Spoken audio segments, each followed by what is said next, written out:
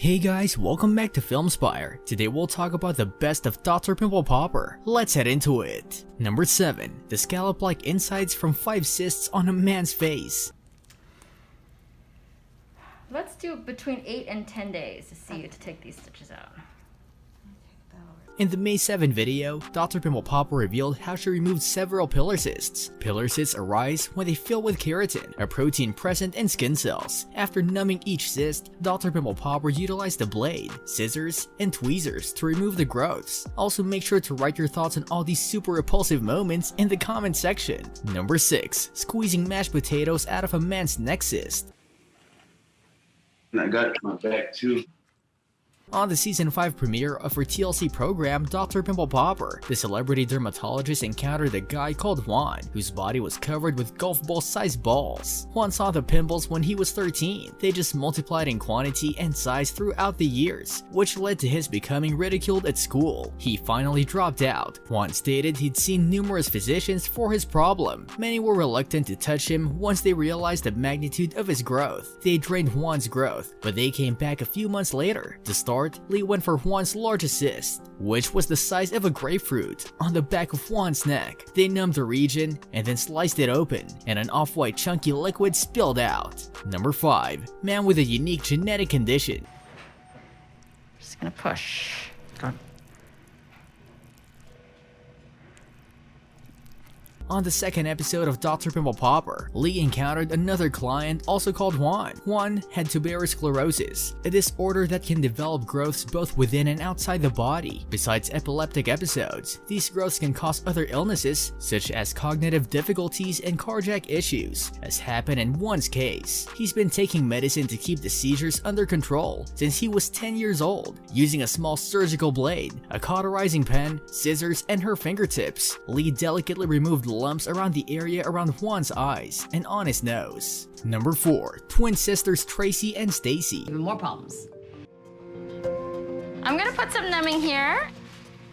Are you excited about this? I'm very excited. And their matching pillar cysts on their scalps. Both of the twins had acquired many golf ball-sized lumps on their scalps, which they brought to Dr. Pimple Popper's clinic for treatment. I just want a normal life, to go out in public and not have people stare at me, Stacy said. Dr. Pimple Popper diagnosed these growths as pillar cysts, which are protein-filled sacs that are neither malignant nor hereditary. Dr. P used a surgical blade to slice through each of Stacy and Tracy's cysts and then squeeze out the oatmeal-like contents that had been trapped inside the cysts. Number 3. Treatment for an apple-sized lipoma on a woman's shoulder blade. Your thing. It makes me angry.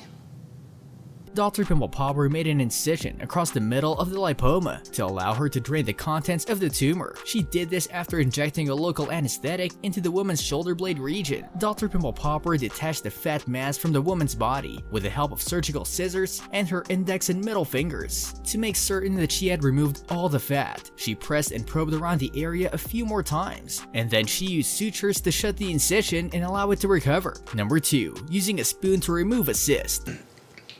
Well, you gotta start looking after yourself. I mean, you know, just the word cancer.